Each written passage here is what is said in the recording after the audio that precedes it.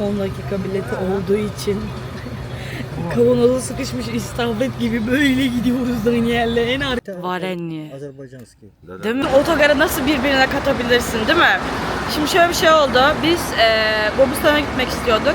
Bobustan'a otobüs bileti yokmuş. Sonra bize dediler ki Şama'ya git. O yol üzerinde inersin. Tamam dedik biz de. Sonra dedi ki kadın, dur bir söyleyeyim dedi. Öteki otobüs şoförlerine gitti. Onlara sorarken herhalde Şama bileti bitmiş. Zaten biraz geç geldik hani öğlen 1-2 gibi. O sırada biz otobüs şoförlerine sorduk. Onlar dedi ki İsmailye'ye gidin. İsmailye'deki biletler de bitmiş. Sonra bize dediler ki size online bilet alalım. Biz dedik ki bilet kasa burada hani alırız sorun değil. O değil mesele. Sonra en son ta hepsinin de ötesinde Gebele'ye bilet aldık. Bize dediler ki isterseniz Bobustan'da inin, isterseniz Şama'da inin, isterseniz İsmailye'de inin. Gebele en son durak. 2 saatmiş. Şimdi gerçekten nereye gideceğiz, nasıl kalacağız, ne yapacağız hiç bilmiyorum. Ve nerede ineceğimizi de bilmiyorum. Birazdan karar vereceğiz. Şama'da bir mola verdik. Araba hararet yaptı. Yani öyle bir yoldan gidiyoruz ki araba bile hararet yaptı arkadaşlar. Şoför motoru açtı soğutmak için. Böyle bir yer, biz Gebele'de ineceğiz. Ne bileyim böyle bir yere çekti işte. Böyle rahat buldu herhalde diye düşünüyorum ya da durak galiba, bazıları indi falan. Hani konserve açarsınız da içinden böyle balığı çıkartırsınız ya da işte ne bileyim konservenin içinden bir yemeği. O yemeği nasıl hissettiğini biliyorum artık. Bu arada şöyle arabalar var. Diğer köylere gidiyor herhalde yakınlardaki. Çünkü otobüsün durduğu yer böyle çok ana yol gibi bir şeye bakıyor. Buradan bir sürü insan falan iniyor. Aha arabayı çalıştırdı, şimdi tekrar deniyor. Ya hava o kadar sıcak ki araba dayanamadı. Balık istifi gibi bindik arabaya. Eski de değil, anlamadım niye böyle oldu. Var ya gerçekten beynim içinde crank ediyor şeylerim. Ne denir, nöronlarım. Araba şimdi hareket etmeye başladı. Gerçekten Kemal Sunal'ın filmindeki gibi hissediyorum. Tek eksik Şiş Kebaba şarkısı. Onun yerine de Azerbaycan'ın yerel şarkılarını açıyorlar. Ve sallana gidiyoruz. En azından şimdi arkada biraz yer açıldı da hani Daniel oraya oturup ben buraya oturdum. Kapı bile açık gidiyoruz arkadaşlar, bakın. Kapattı. Ama klima çalışmıyor. Gerçekten şiki baba. Saat 2'de bindik otobüse. Saat 4 bu arada ve sözde 2 saat demişlerdi bize. Yarı yol 2 saat sürdü. Şamahı işte bizim gitmeyi düşündüğümüz ama dedik ki Gebele'ye bilet aldık. O zaman Gebele'ye inelim. Sonra bakarız dedik. Orada kapıyı tam kapatmadı. O kadar havasızız ki böyle yarım kapattı. Oy. Allah büyüktür. Açar kapımızı, verir çaresini. Bayağı yaklaştık Gebele'ye ama bir anda yol bitti arkadaşlar. Yani buraya kadar asfalttı, sonra bir anda bitti. Yeni döşüyorlar herhalde buralarda falan belli ve bayağı bir yokuşumsu bir şey çıkıyor galiba. Gebele bu arada Kafkas Dağları'nın eteklerinde bir rayon mu köy mü artık bakarız onu inince yer. Baksanıza araba aşağı yuvarlanıyor gibi görünüyor. Yani çok ilginç. Böbrek taşı düşürmek isteyenler için birebir bir yol. Burada oturanlar indi. Buradaydık işte. Bakın yemin ederim konserve sucuk gibiydim ya. Bu kadar sıkışmışım ki ve aslında otobüs çok rahatmış. Camları da açtık şu an var ya. Değmeyin keyfime. Yani istavrite döndüm arkada ya. Korktuk ya. Bir daha en arka çizik başka otobüse binerim gerekirse. O yani. Şöyle geniş rahat oturmak varmış. Baksana alan var yani. Böyle gidiyorduk ya. Oh tamam, az kaldı köye, vardık sayılır. İnince de neden oraya gittiğimi ve neden bilmediğimi de anlatacağım. Otobüsten indik, Gebele'ye geldik. Arkadaşlar şimdi anlatıyorum neden buraya geldiğimi. Hiçbir sebebi yok. Ben de bilmiyorum niye geldim. Fın karşıya geçeceğim. Şöyle ben İpek yolunu gezmek istiyordum. Burası da tarihi İpek yolu rotalarından bir tanesi. Azerbaycan'da bulunan köy değilmiş ama rayonmuş. Rayon olunca şehir gibi daha gelişmiş oluyor. Burada tek bir amacım var. Yerlilerle tanışıp onların evinde kalıp Gebele'yi tanıtmak. Başka hiçbir şeyim yok. Belki köylere çıkarız. Belki burada kalırız. Burası bildiğiniz köy gibi değil bu arada. Yani bildiğin tatil beldesine benziyor daha çok. Nereye gittiğimizi de bilmiyorum. Daniel'i de orada bırakmışım. Böyle yani öylesine yürüyoruz şu an. Biraz şehri keşfedip ne yapacağımızı çözmemiz lazım. Kalacak yerimiz bile yok şu an. Abartı sıfır. Çünkü ben rayona değil köy gibi bir yere gitmek istiyordum. Köyde olsaydık kahveye gidecektim. İşte diyecektim ki merhaba falan filan. Ama öyle olmadı. Bakalım burası nasıl bir yer. Hani rayon olunca Bakü gibi bir büyük ve insanlar seni umursamıyor mu? Yoksa daha böyle hala welcome'ları var mı? Yani hoş geldinleri. Bunu göreceğiz.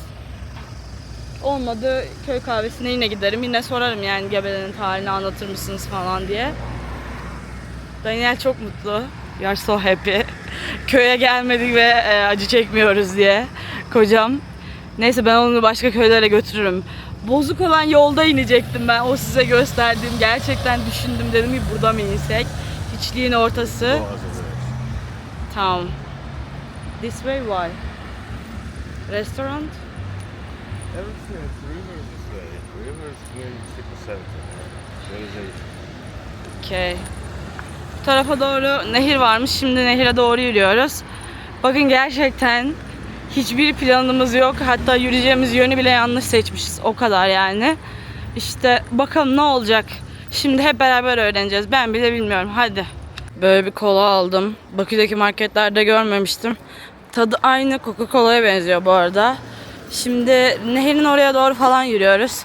Biraz böyle yürüyüp etrafı keşfedip ne yapabiliriz, ne yapamayız onu düşüneceğiz. Çünkü gerçekten hiçbir şeye dair fikrimiz yok. Hani durup size şeyi bile anlatamam yani Gebele ile ilgili bir şey bile anlatamam. Sadece işte rayon olduğunu biliyorum. Rayon olunca bölge gibi, şehir gibi oluyor. Bir de onun dışında buranın biraz daha böyle gerçekten köyden ziyade böyle daha düşük binalı, küçük binalı, yüksek olmayan binalı bir şehir olduğunu söyleyebilirim. Daniel her zamanki gibi yolun ortasında ve tam güneşin ortasında durdu. Bir şeyler bakıyor. Ben gölgeye kaçtım. Neden? Çünkü bir yıldır beraberiz. Dersimi aldım. İsmi neydi bu arada? Ha? Müşvir. Memnun oldum. Arkadaşlar gittik camide sorduk hani nerede kalabiliriz diye. Sağ olsun annesi müsaitmiş Müşvir abinin. Şimdi bizi annesinin evine götürüyor. Orada kalacağız bu akşam için Gebele'de. Gebele'de rayonmuş, büyük bir şehirmiş. O abi söyledi bana. Bir de burada önceden Zerdüştler mi kalıyordu yoksa sadece Çukurgebele'de mi Zerdüştler kalıyordu? Yok, 2000, 3000 önce. 3 milyon önce kalıyorlardı. Burada Zerdüştler var burada. Zerdüştler kalıyordu. Çukurgebele'de onların şeyi, müzesi var. Buradan 15 kilometreymiş bu arada müze. Onların kemikleri kırmızı görünüyor dedi. Ben bilmiyorum. Kırmızı değil mi? Kemikleri. Özdeki çok uzun insanlar olur. Uzun. Yani Bizim gibi değiller yani. 2 metre aşağı. 2 metre. Ama orası ateşe taptıkları için sıcak. Bir de orada herhalde hiç sönmeyen ateş varmış. Sönmeyen ateş yoktu. O sönmeyen ateş gitti. Ha gitti mi? Söndü mü? Ha. Öyle söndürdüler ki tütsüsü çıktı. Gerçekten. Demek ki sönmeyen ateş de sönebiliyormuş bir gün. Yetişemedik. Ne zaman söndürdüler? Neredeyse 2000-3000 yıl önce. Ha ateş hep yanıyordu sanıyordum ben orada. Hala yanıyor sanıyordum. Yok. Çırpına yandırırlardı. Ha. Bütün büyüsü bozuldu. Ateşi zamanla bir şey turistler yani gezginler geliyor diye yakıyorlar. Sonradan Hristiyanlar oldu orada. Sonradan... Hristiyanlar. Böyle. Bakalım nasıl geçecek. Ha bir de burası İpek yolunun durağıymış önceden galiba. Birkaç yıl önce bura oluştu. Sonra aşağıda yeni yol saldılar. Ama burası da İpek yolu mu yoksa yeni yol mu artık? İpek yolu neredeyse 50 kilometre, 60 kilometre. Hı hı. Ara oldu. Ha burası değil o zaman. Yok yok burası değil. Tamam ben burası da İpek yoluna dahil sanıyordum. İpek yolu önce bura olubdur Rusla. Ruslan? Ha Ruslara yakın burası mı? Ha, Sen gittin mi Rusya'ya açıkken sınır? Rusya'da ben askerlik yaptım. Rusya'da yaptın askerliği. Ha, ha. Sovyet zamanında yaptın o zaman. Ha, Kaç yılında abi? ha. 2 yıl. 2 yıl. Kaç yıllarında hani? 89-91. Böyle dedim. Ha, lav. Ha. Peki hani şeye gittin mi o zaman?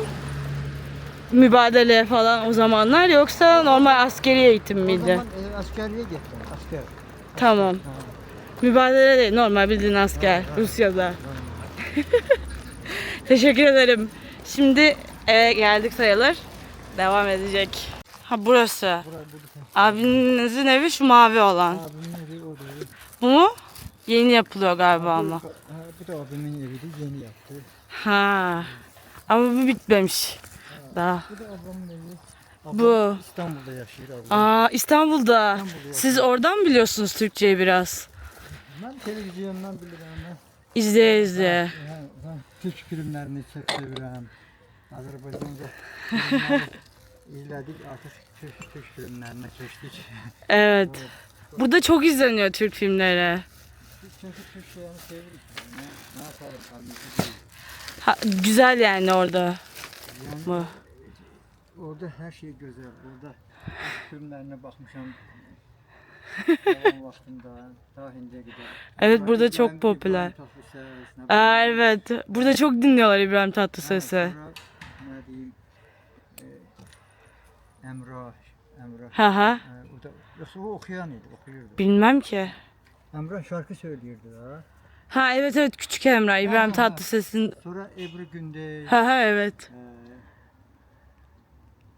Sonra ne bileyim. Evet evet. Evet. Buraya mı oturalım biz? Tamam. We can sit here. Yo beğendim soruyorum hani biz kafamıza göre oturmayalım kalkmayalım diye dedim. Tamam. Burası bu demir de ayağı ağrıtmasın. Yo sorun değil otururuz sığarız yer var. Oy çok şükür vardık. Kalacak yerde bulduk. Mission complete arkadaşlar. Evinde kaldığımız nene sağ olsun böyle bir şey getirdi. Bu gebeliğe özelmiş. 3 kulak deniyormuş. Böyle. İçinde full fındık.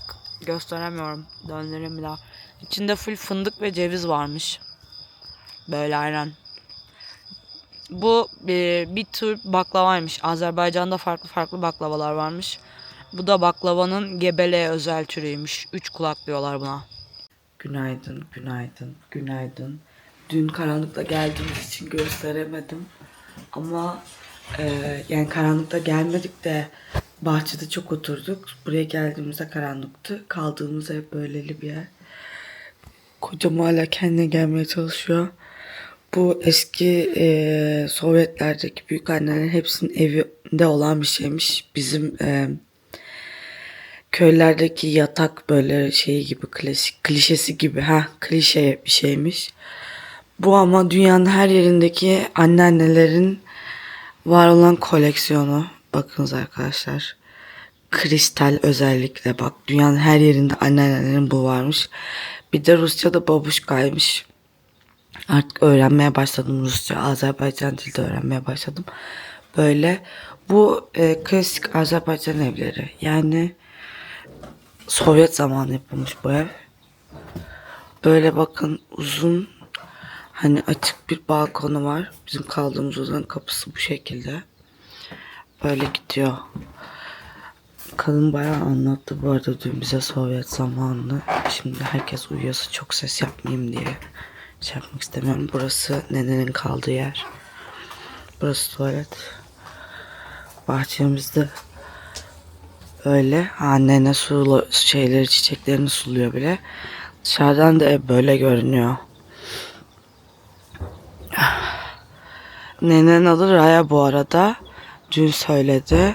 Raya da aynı bizim İşte Ayşe Fatma gibi çok klasik bir isimmiş. Bunu daha önceki videoda da göstermiştim size. Şambalı deniyordu. İşte hep şişe cam olduğu için böyle önü klasik eski usul bir Azerbaycan evi. Yani aslında Azerbaycan değil de klasik Sovyet Rusyası gibi. Kırmızı kasabada da bundan vardı. Bugün böyle bir şey yapmışlar. Kadın kendim yapmış. Nazarlık. Güzel duruyor bu arada. Bugün biraz Gebele'yi göreceğiz. İşte merkezinde ne var ne yok diye. Burası rayonmuş tam tahmin ettiğim gibi. Sordum. Perde çok büyük ve uzun. Rayonmuş burası işte sordum. Tam tahmin ettiğim gibi çıktı. Biraz merkezi gezip sonra gezmeye devam edeceğiz. Bu arada gerçekten Gebele eski İpek yolunun olduğu noktaymış. Bir de çektiğim videoda adamla çok iyi anlaşamamışız ama sonra öğrendim. Burası eski antik Kafkasya Albanyası'nın başkentiymiş. Milattan önce 5000 yıl önce işte. Adamın dediği de Çukur Gebele'de o işte antik Kafkasya Albanyası'nın insanları yaşıyormuş. İnanışa göre de yani inanış demeyeyim de hani bulgulara göre de burada bir Udi halkı yaşıyor. Udi halkı da onların yaşayan hani o kolda Antik Kafkasya Albanyası'nda yaşayan işte en eski temsilcileri hani en sağlam kalanları mı denir artık ne denir onlarmış. Azerbaycan'ın önceki şeyi anlatıyor bu. Böyle. Bugün biraz Gebele'yi gezip yola devam. Gerçekten çok büyük ayıp oldu. Burada kaldığımız yerde adam giderken bize dedi ki ücretini ona sorarsınız dedi. Ben de tamam dedim. Sonra dün biz buraya geldik. Dedim ki buranın ücreti ne kadar dedim. Özellikle sordum kaç puldur diye. Kadın bana cevap vermedi. Sonra biz sabah kalktık şu an işte. Hani gideriz falan diye. Helallik istedim falan. Dedi ki paranızı vermediniz dedi. Dedim ki ben sana dün sordum. Ne kadar ücreti vereyim dedim. Şu an hani o an için. Böyle durdu dedi ki 50 manat. Tamam abla canını mı istedik yani zaten biz sana bedava kalalım demedik. Ben sorduğumda söyleseydin. Böyle o kadar suratsız ki hani düzgünce yaptım çantalardan verdim kadına. Ben de bundan var diyor. Diyorum ki anı olarak veriyorum yani. Hani ben sana para vermeyeceğim demedim ki. Neyse sonra 60 manat verdim. 50 yok mu dedi. Ya yok. Ay inanmıyorum ya. Yok dedim yani. Sonra böyle yaptı. Yaptı. Sonra adam dedi ki 40 manat al dedi. Oğlu. Gazi kendisi. Karşıya geçiyormuşuz. Gazi kendisi de 40 manat al o zaman dedi. Ondan sonra helalleşin dedi. Ben dedim helal olsun dedim. Benlik bir şey yok dedim. Kadın böyle yaptı. Sonra gitti. Hayatımın şoku yani. Hakkını bile helal etmedi. Abla ben sana bedava... Ya gerçekten inanamıyorum arkadaşlar. Bilseydim para verdiğimizi ben bu arada kadına muhatap da olmazdım yani. Aşırı sinirlendim şu an ya. Dayı zaten şok. Shock. Even without breakfast. What is it? He wanted $25. Yes. Like 20 dolara hiçbir şey için verdik. it's usually like if you make like this, it's okay. Like if you ask people renting their rooms, and it's okay. But usually it's cool. On the way, the man who's taking with us, mother house, he said you will speak with my mother, okay? So we go, and I ask her specifically how much. Yeah. Ya arkadaşlar 20 dolar. We can stay more beautiful fancy house with that money from the Yes. top. It is. Exactly. Ay. Bir şey söyleyeceğim. And 40 at least maybe manata. it will be breakfast included. Yes. Money. Bir şey söyleyeceğim gerçekten çok net söylüyorum 40 manata yukarıda misafirhanelerinde daha evinde kalırdık ve daha güzel olurdu. We could stay mountain house same money. Hayal kırıklığı gerçekten Ben de ve kadına sordum bak gider gitmez ilk sordum. Kadın bana bir şey söylemedi.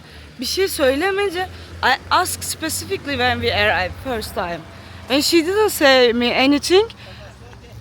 So I was like maybe they want to host us, you know, like Oh yes, like why you grumpy in the morning? No one was talking about it. What happens? in the yes. It's okay if you speak before and everything, and you was asking, like literally, and after everyone like super strange. What the fuck? İnanamıyorum. Sanki gerçekten. Bir de belki paramız yoktu. Maybe we wasn't have money. Yeah. Maybe we arrange ourselves like you know like a little bit less.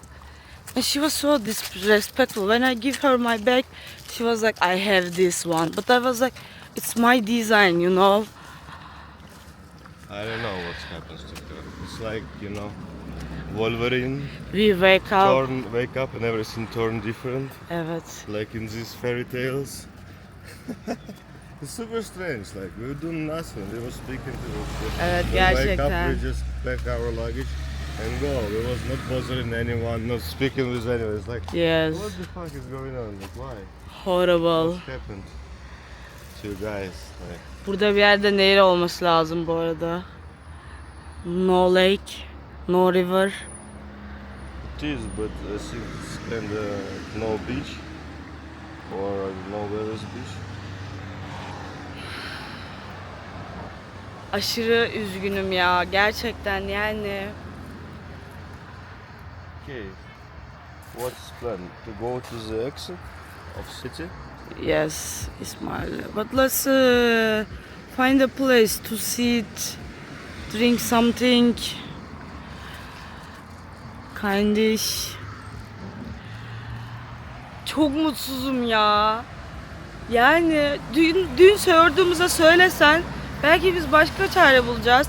Ama bak dedim size burası rayon olduğu için orası da full oteller bölgesiydi. Sabah giderken kadın bizden 20 dolar aldı. 20 dolar kaç TL yapıyor arkadaşlar? 40 manat kaç TL yapıyor? 1000 lira verdik ya.